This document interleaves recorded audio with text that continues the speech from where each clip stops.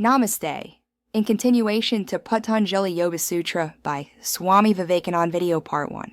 Today, I will see the next part 2. Realization in yoga transcends intellectual preparation. While lectures and books prepare us, true religion is direct perception beyond senses. Yogis assert that through yoga, we awaken the power to transcend intellect, perceiving truths beyond reason. This practice enables direct contact with spiritual realities, surpassing the limitations of sensory perception and intellectual reasoning. In samadhi, the resulting impression obstructs all other impressions. Concentration is key to achieving superconsciousness, yet past samskaras hinder this process. These impressions, stored in the chitta, become active during concentration, disrupting focus. The samadhi discussed is powerful in suppressing these samskaras, allowing a single idea to dominate, facilitating deeper concentration. The goal is to perceive the soul itself, unmingled with nature, mind, or body. Waves in the chitta obscure the soul, reflecting emotions like anger or love. Patanjali teaches us to understand these waves, repress them, and create a dominant wave to suppress others. This leads to seedless samadhi, revealing the soul's true eternal nature. The soul, in its purest form, is immortal and indestructible, the eternal essence of intelligence. It transcends birth and death, existing beyond the confines of nature and mind. Only when all mental waves subside can the true nature of the soul be perceived, revealing its unchanging, simple, and eternal essence. Kriya Yoga involves mortification, study, and surrendering the fruits of work to God. It is the preliminary step towards achieving samadhi. The body is likened to a chariot, with the mind as reins and intellect as the charioteer. Proper control of the body and mind is essential for reaching the ultimate goal of liberation. The yogi transcends intellectual debates, focusing on Siddhanta, the decisive knowledge. This involves extracting essential truths from vast information, akin to a swan separating milk from water. Arguments disturb the mind, hindering the yogi's journey beyond sensory limitations. The intellect, limited by senses, is surpassed as the yogi seeks deeper understanding. The practice of samadhi aims to minimize pain-bearing obstructions like ignorance, egoism, attachment, aversion, and clinging to life. These obstructions arise from a lack of mental control. By surrendering the fruits of work to God, we avoid credit or blame, achieving peace and reducing these obstructions through disciplined practice. Ignorance is the root of all misery, causing delusion and pain. It acts as a fertile ground for impressions, which vary in intensity, dormant, attenuated, overpowered, or expanded. These impressions, or samskaras, influence our actions and can be controlled by a yogi, preventing them from manifesting into reality. Ignorance leads us to mistake the non-eternal and impure for the eternal and pure self. This delusion makes us identify with the body, not the true self. Egoism arises when we confuse the seer, the self, with the instruments of perception, like the mind and senses. The self is unchangeable, infinite, and beyond all worldly influences. Attachment arises from pleasure, drawing the mind towards it, while aversion stems from pain, prompting avoidance. Clinging to life is inherent, even in the learned, suggesting a desire for continuity beyond this existence. This instinctual drive is often used to argue for the existence of a future life, reflecting deep-seated desires and experiences. Instinct, as described in the Yoga Sutras, is involved reason, a result of past experiences. Chickens instinctively pick food, and ducklings head to water, showcasing inherited knowledge. This supports the theory of reincarnation, suggesting that experiences are transmitted through the soul, not just the body, forming samskaras, or subconscious impressions. The theory of reincarnation suggests that experiences are transmitted through the soul, not just the body. Instincts, like a child's fear, are past experiences embedded in the chitta as samskaras. These subconscious mind waves influence behavior, and understanding their control is crucial in yoga psychology. To control emotions like anger, we must address them at their roots before they surface. Just as a bubble rises unseen until it bursts, emotions develop beneath consciousness. By identifying and subduing these emotions in their subtle forms, we can prevent them from manifesting, akin to fried seeds that never sprout.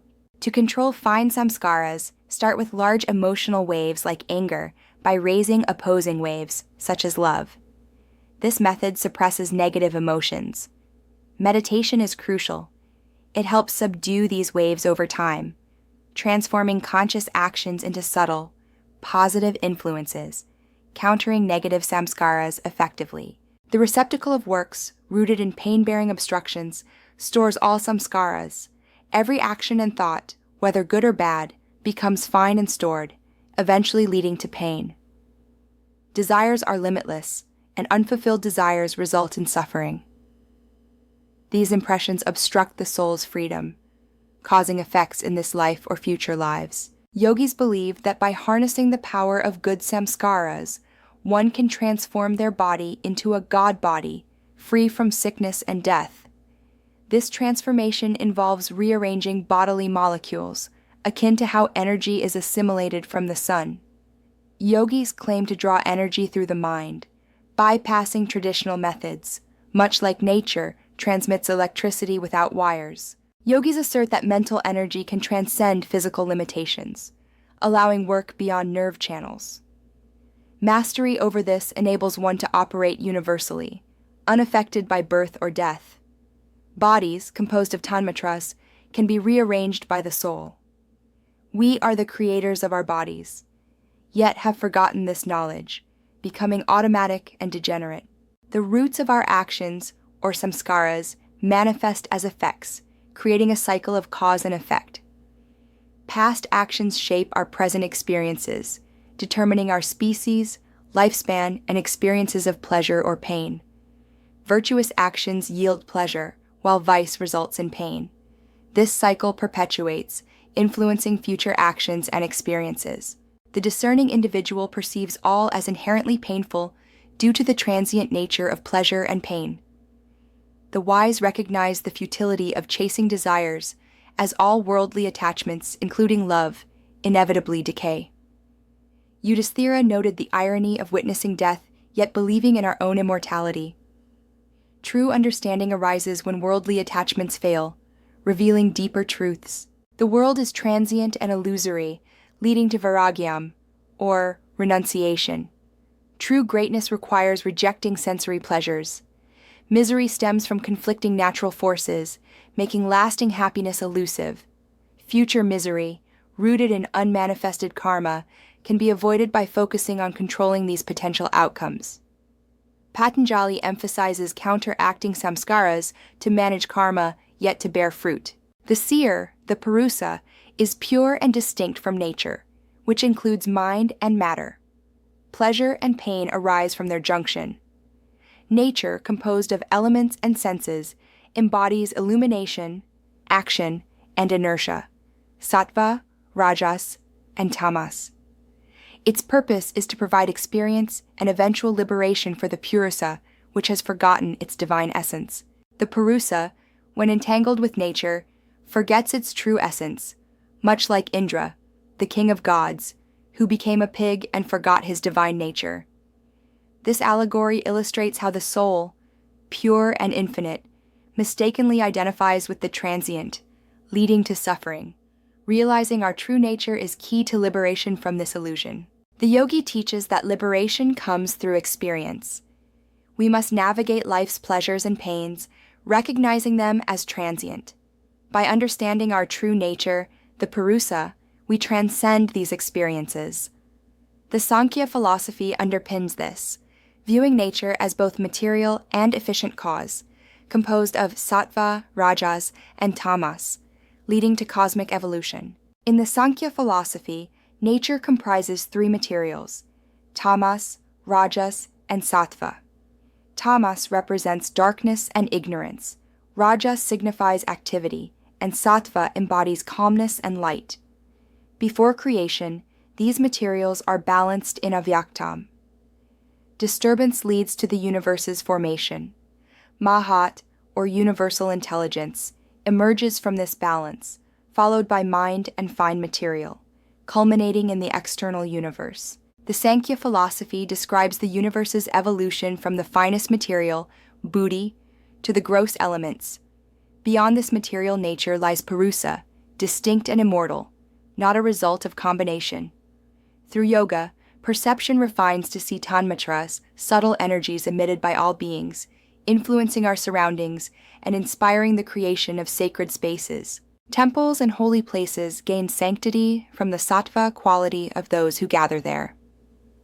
It's the people, not the structure, that imbue a place with holiness.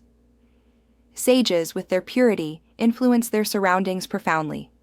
The buddhi, or intellect, is the first manifestation of nature, leading to all other manifestations. Intelligence is the first in creation, evolving into matter, then back to intelligence. This cycle is seen differently by religionists and scientists.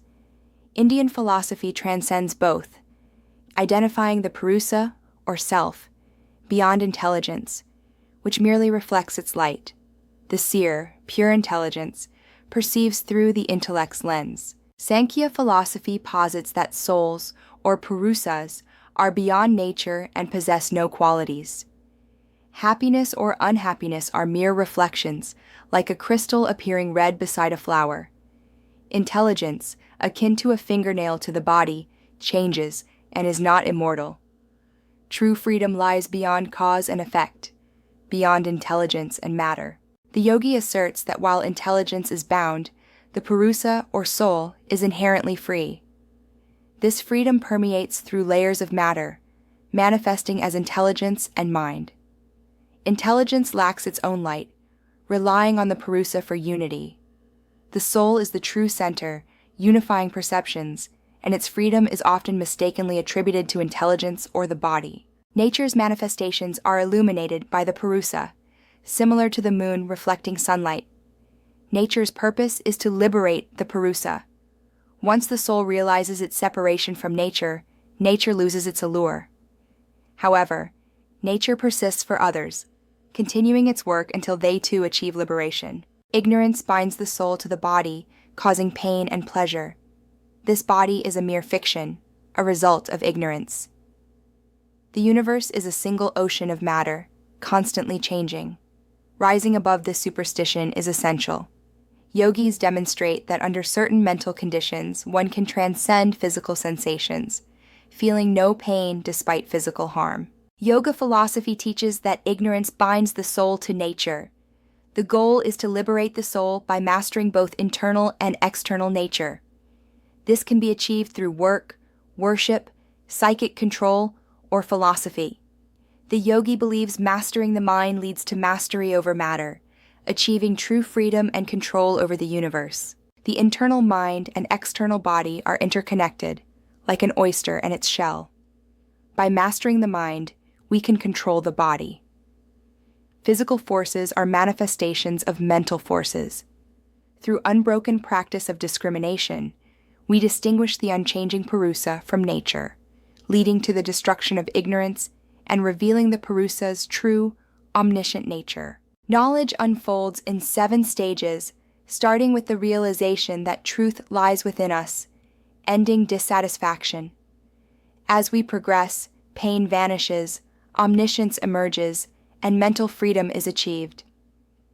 This journey reveals that struggles dissipate, leading to a state where the mind's vacillations cease, akin to a stone falling irreversibly into a valley. The culmination of yoga practice leads to the realization that the chitta dissolves into its causes at will, revealing our true self as omnipotent and ever blessed. This state transcends body and mind, establishing us in pure happiness and knowledge. Through yoga's limbs, impurities vanish, illuminating the path to ultimate discrimination and peace. The 8 limbs of yoga, yama, niyama, asana, pranayama, pratyahara, dharana, dhyana, and samadhi, form the foundation of spiritual practice. Yama includes non-killing, truthfulness, non-stealing, continence, and non-receiving. These principles guide us towards purity and independence, essential for achieving the ultimate state of yoga. The niyamas include internal and external purification, contentment, mortification, study, and worship of God. External purification involves maintaining bodily cleanliness, while internal purification is achieved through virtues. Both are essential, with internal purity holding greater significance. Practicing these virtues involves countering negative thoughts with positive ones, fostering a balanced and disciplined mind. The obstructions to yoga, such as killing or lying, whether committed, caused, or approved, lead to ignorance and misery. Even mild transgressions rebound with compounded consequences. Every thought of hatred or jealousy will return with increased intensity. Understanding this cycle helps prevent wicked actions and promotes virtuous living. Establishing non-killing leads to peace, even among ferocious animals. A yogi's presence can calm natural enmities. Truthfulness grants the power to manifest outcomes without action. When truth is unwavering, words become reality, blessing or healing others. Non-stealing attracts all wealth, as the yogi's integrity draws abundance naturally. Continence grants immense energy and willpower, essential for mental strength. Great leaders have harnessed this power through chastity. Non-receiving fosters independence and purity, unveiling past life memories. Gifts carry the giver's evils, clouding the mind. By avoiding them, the yogi's mind remains clear, revealing deeper truths. Through internal and external cleanliness, a yogi develops a disdain for the physical body, recognizing its limitations. True purification leads to a detachment from bodily concerns, valuing intelligence and spirit over physical appearance. This shift in perception is crucial for spiritual progress as it diminishes the obsession with the body, allowing the yogi to focus on higher ideals. Achieving contentment leads to unparalleled happiness. Mortification purifies, granting control over body and senses. A cheerful mind signifies spiritual progress, as sattva prevails. Misery stems from sin, not external factors. A controlled mind commands the body, transforming it from a burden to an ally. Embrace cheerfulness. It reflects virtue and spiritual advancement. Mortification purifies the body and organs, enhancing abilities like vision and hearing. Repeating mantras leads to deity realization, with difficulty increasing for higher beings. Sacrificing to Isvara perfects samadhi.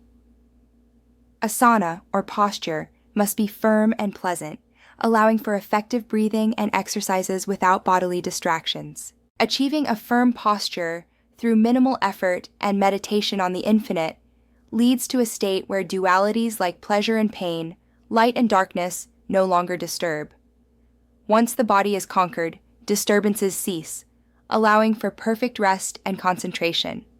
This stability is essential for advancing in practice, as it prevents nerve disturbances and enhances focus. Pranayama involves controlling the motion of exhalation and inhalation, following mastery of posture. Prana, the cosmic energy, manifests in lung motion. By controlling breath, we manage prana. Its modifications are external, internal, or motionless, regulated by place, time, and number, either long or short, facilitating deeper control over the body's vital forces.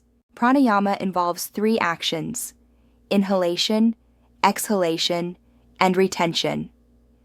These are influenced by place and time, directing prana to specific body parts for set durations.